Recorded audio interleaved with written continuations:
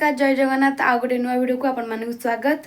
तो आज रविवार अच्छी मु घरे अच्छी तो से आमर आज हम चैनल रे बोरेई माछ तरकारी वीडियो। तो मु पूरा गोस्ती रखला भैया कहीदेली तो डेरी नगर चलतु वीडियो आड़ को जीवा आउ बैकग्राउंड को जमा भी फोकस करें मुझे घरे रहा बेले सब अलिया मलिया कर फोपाड़ी दिए जमती कि उदाहरण स्वरूप यहीटा। तो चलतु वीडियो कंटिन्यू करिया। आ गोटे जिन कनफर्म करदे मत शीत हो धरिकी बोलूँ ये देखु यहाँ आम रोसे घर आठी गैस किंतु ये हेनी जेहेतु लाइट्सटा भल पड़ूनी आ मु वीडियो बनैबी से रोसईटा बाहर हम चुली जगह रखीदे आम जा।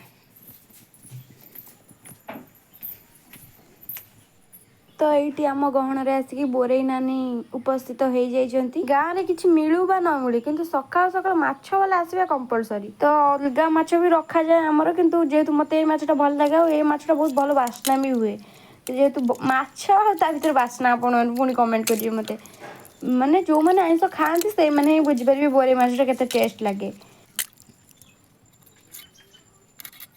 भल ना पची बचे भलसे काढ़ी करते पानी ये कल जो असना देखा गलानी ये पाँच कर पूरा ये दिखाई था गोटे रेडी कितना माछ देखी से हे भी मोबाइल में कॉल आइला बोधे ये बात मिसे कितना अच्छा अधिका भाज देले सब छोट छोट हो ना। तो ये भल भाव बछा बछी कि थुआ है खा खाईदे खाऊँ पाग खाइला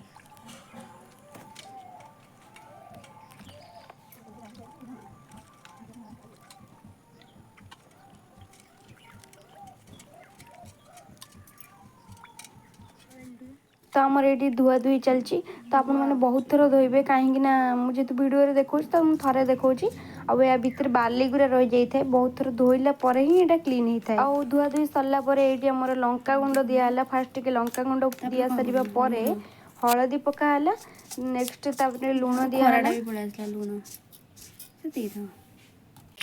सब जिन पकई सारापर लास्ट को आप सोरिष तेल भी ऐड करेंगे भल भाव गोल रखिदे।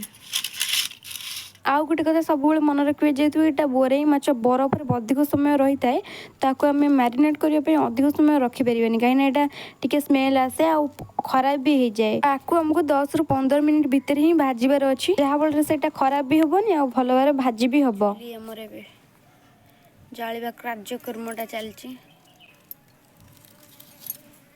मु चुली जल पारे ना कहीं सका मुँह धुए ना चुली लगला भितर मुझे सुना चूड़ी पाइली जोटा कि बहुत दिन तलार सुना चूड़ी जो मैंने नबार थी आम चुली पाखे ये थुआई फाइनाली आम चुलीटा जली भल भाव पूरा आमर ए कढ़ईटा बसला यहाँ कढ़ई बसला जोटा हुए कौन हुए पानी गुरा अच्छी तो छाती ओ नो पचारुले चुली रे कहीं रोसई होची कौन गैस नहीं कि माने ये मुझे आम चुली रोसई हबार कारण केवल वीडियो घरे लाइट सिस्टम ना फाइनाली आम कढ़ई तेलटा पड़ जाइए आपण मानू टिके ना देखि पारुथिबे किंतु कढ़ईटा बड़ अच्छी से सेमती देखा केते सुंदर भाव थुआई देखा बोरेई माछ टेस्ट समस्त जानते आमर माछ गोटे गोटे कर कढ़ई की छड़ा जीव कढ़ई की छड़ा जीवा पूर्व गोटे तले छाड़ी कढ़ई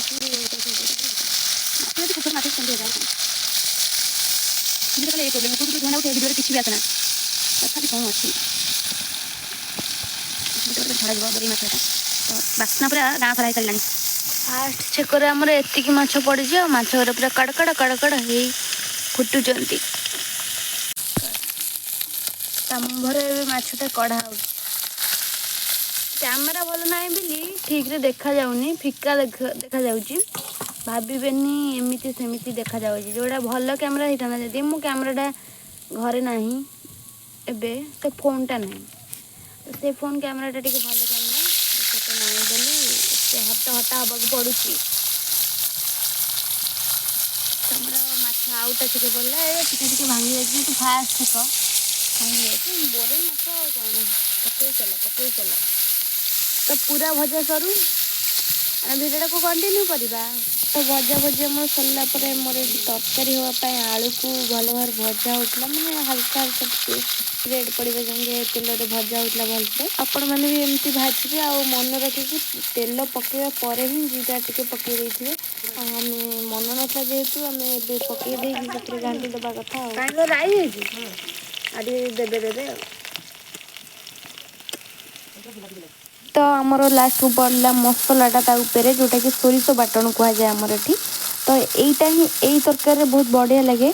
ଆଉ ଯଦି ଆମେ ନର୍ମାଲ ବାଟଣ ତିଆରି କରିବା ପିଆଜ ହେରିକା ପକାଇକି, ତ ସେଇଟା ଏତେ ଟେଷ୍ଟ ଲାଗେ ନା। ଏଥିରେ ବି ପିଆଜ ପଡ଼େ କିନ୍ତୁ ଏଥିରେ ସୋରିଷ ବାଟଣ ପଡ଼େ। ଅଦା ଆଉ ରସୁଣର ପେଷ୍ଟ ସିଏ ଗୋଟେ ଅଲଗା ପ୍ରକାର ବାଟଣ, ଆଉ ଇଏ ଗୋଟେ ସୋରିଷ ବାଟଣ, ଇଏ ଗୋଟେ ଅଲଗା ପ୍ରକାର। ପ୍ରାୟତଃ ଏଇ ସୋରିଷ ବାଟଣଟା କେବଳ ଏଇ ଚୁନା ମାଛ ଆଉ ଏଇ ଯେଉଁ ଛୋଟ ଛୋଟ ମାଛରେ ବ୍ୟବହାର କରାଯାଏ, ସେଇଟା ଭଲ ଟେଷ୍ଟ ଲାଗିବା ପାଇଁ। ଆଉ ଏମିତି ବହୁତ ଜଣ ଅଛନ୍ତି ଯେଉଁମାନେ କି ପତ୍ର ପୋଡ଼ାରେ ମଧ୍ୟ ଏଇଟା ବ୍ୟବହାର କରନ୍ତି।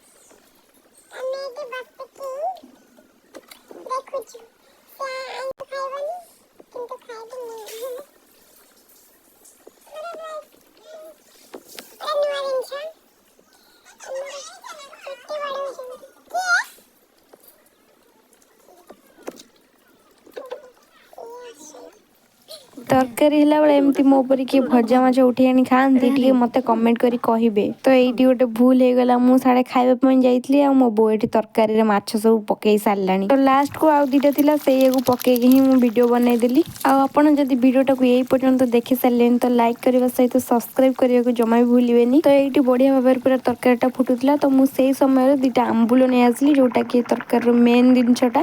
ଆଉ ଆମ୍ବୁଲଟା ପଡ଼ିଲେ ହିଁ ଏ ତରକାରୀଟା ବଢ଼ିଆ ଲାଗିବ। ସୋରିଷ ବାଟଣର ପେଷ୍ଟଟା ଦିଆହେଇଛି ମାନେ ଆମ୍ବୁଲ ପଡ଼ିବାଟା ନିହାତି ଦରକାର, ଯେଉଁଟାକି ତରକାରୀକୁ ଟିକେ ଖଟା ଖଟା କରିବ ଆଉ ବଢ଼ିଆ ଲାଗିବ। ତ ଏଇଠି ଆମର ତରକାରୀ ପୁରା ରେଡ଼ି ହେଇଗଲାଣି। ତ ଆଉ ଗୋଟେ କଥା ହେଲା, ଭିଡ଼ିଓକୁ ଯେଉଁମାନେ ଏଇ ଯାଏଁ ଦେଖିଛନ୍ତି ତ ଗୋଟେ କମେଣ୍ଟ କରିଦେବେ, ତାଙ୍କ ପାଇଁ ଗୋଟେ ବଢ଼ିଆ ଗିଫ୍ଟଟା ଅଛି।